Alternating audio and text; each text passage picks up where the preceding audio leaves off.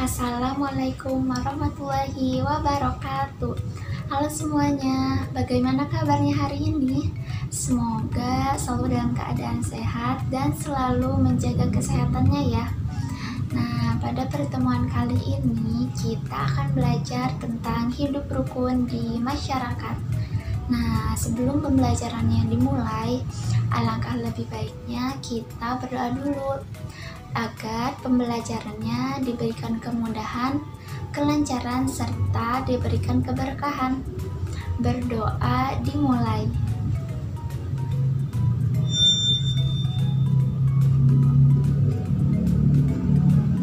Berdoa selesai.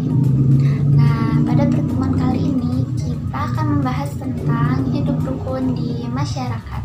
Kenapa ya kita harus membahas hidup rukun di masyarakat? Apakah hidup rukun itu penting? Nah, betul ya, hidup rukun itu penting sekali. Karena kita hidup di lingkungan masyarakat, maka kita harus mengetahui tentang hidup rukun, seperti menghargai, menghormati, tolong-menolong, dan saling menyayangi. Nah, apakah dari kalian ada yang tahu apa itu hidup rukun? Nah, manusia itu tidak bisa hidup sendiri. Nah, manusia itu merupakan makhluk sosial yang saling membutuhkan satu sama lain. Nah, manusia itu diciptakan untuk hidup bersama dan bertetangga. Oleh karena itu, manusia harus hidup rukun. Nah, hidup rukun adalah tidak berselisih manusia dengan yang lainnya. Harus saling menyayangi, harus saling menghargai, menghormati, serta saling tolong-menolong. Nah, bila setiap manusia hidup rukun, maka hidupnya akan damai, aman, dan sentosa. Nah, ada beberapa contoh gambar dari hidup rukun. Yang pertama yaitu kerja bakti. Apakah dari kalian ada yang pernah melakukan kerja bakti? Atau adakah yang belum pernah mendengar apa itu kerja bakti? Nah, kerja bakti merupakan usaha yang dilakukan bersama masyarakat demi lingkungan yang bersih, sehat, dan nyaman. Seperti kerja bakti yang ada pada contoh gambar berikut adalah kerja bakti membersihkan selokan.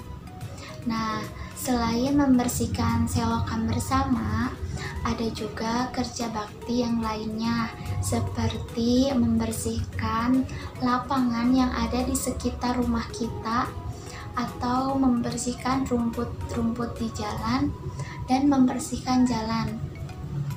Nah, kerja bakti yang dilakukan pada tempat-tempat tersebut merupakan fasilitas yang digunakan bersama masyarakat atau fasilitas umum. Nah, maka dari itu kita perlu untuk kerja bakti agar pekerjaannya lebih mudah, lebih ringan, dan lebih cepat, sehingga menciptakan lingkungan yang bersih, sehat, dan nyaman. Nah, pada contoh yang kedua yaitu memperbaiki tempat ibadah. Jika di tempat kalian terdapat masjid atau tempat ibadah lainnya yang mengalami rusak, maka kalian harus segera memperbaiki atau merenovasi masjid atau tempat-tempat ibadah tersebut, supaya tempat ibadah yang kita gunakan bersama itu dapat digunakan kembali dengan nyaman. Nah, pada contoh yang ketiga yaitu ada musyawarah. Jika di lingkungan masyarakat teman-teman terdapat perselisihan atau permasalahan, maka harus segera diselesaikan oleh bersama-sama dengan cara bermusyawarah untuk mencari solusi permasalahan yang terjadi agar tidak terjadi perselisihan atau perpecahan. Nah, pada contoh yang keempat yaitu menghargai perbedaan agama. Nah, kita mengetahui bahwa Indonesia itu memiliki perbedaan-perbedaan atau memiliki keragaman. Nah, seperti yang ada pada lingkungan sekitar masyarakat kita, tentunya kita memiliki sebuah perbedaan seperti perbedaan agama ataupun ada perbedaan lainnya seperti perbedaan bahasa, suku, ciri fisik, serta perbedaan-perbedaan lainnya. Tetapi kita jangan sampai berpecah belah karena sebuah perbedaan.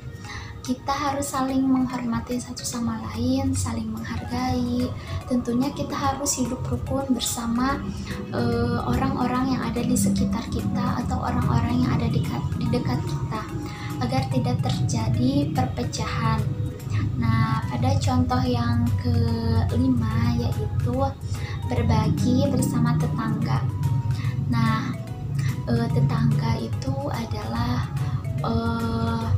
orang yang ada di dekat atau orang yang tinggal di dekat rumah kita. Maka kita itu harus menghargai, menghormati, menolong, dan saling menyayangi.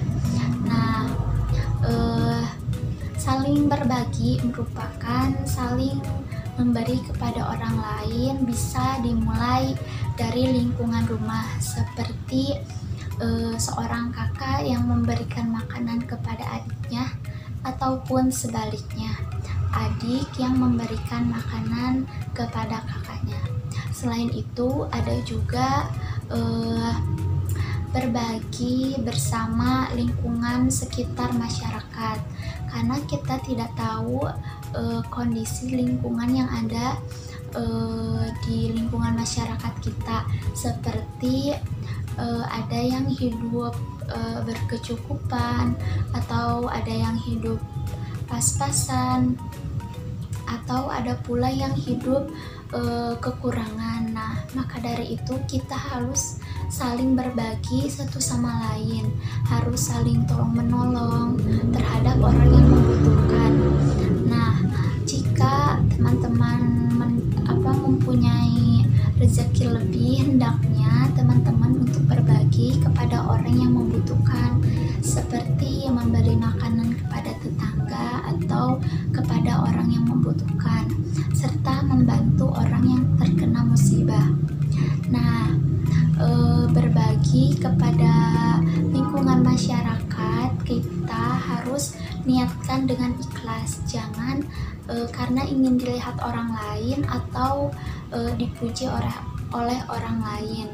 Nah, jika kita berbagi atau memberi dengan niat yang ikhlas, maka kita akan mendapat kebaikan dan pahala. Apakah teman-teman ada yang mau mendapat kebaikan dan pahala? Maka teman-teman harus berbagi kepada orang yang membutuhkan dan orang yang terkena musibah dengan niat yang ikhlas, supaya teman-teman mendapat sebuah kebaikan tersebut.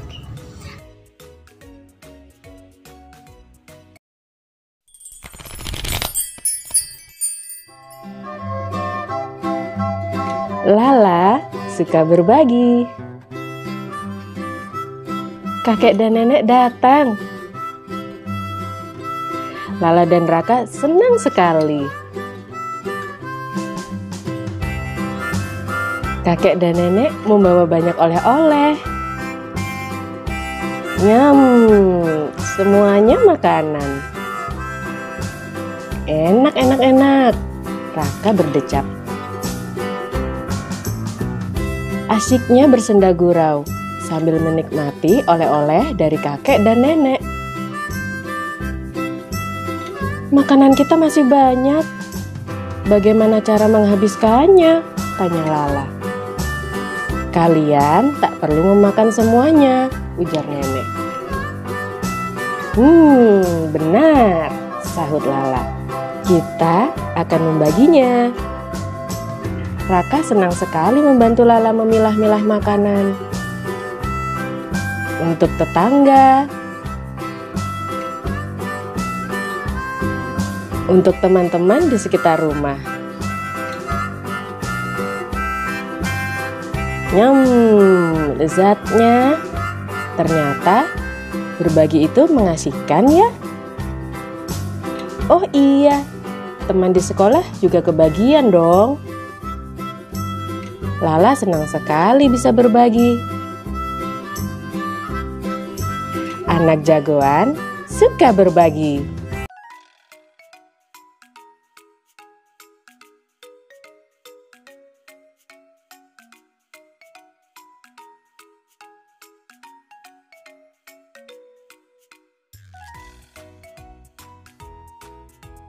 Nah, cukup sekian pembelajaran kali ini. Sebenarnya masih banyak contoh-contoh hidup rukun di masyarakat lainnya. Nah, teman-teman bisa mencarinya di rumah ya, dengan sebanyak-banyaknya. Nah, cukup sekian. Mohon maaf apabila ada kesalahan atau kekurangan dalam penyampaiannya. Wassalamualaikum warahmatullahi wabarakatuh. Dadah, sampai ketemu di hari berikutnya.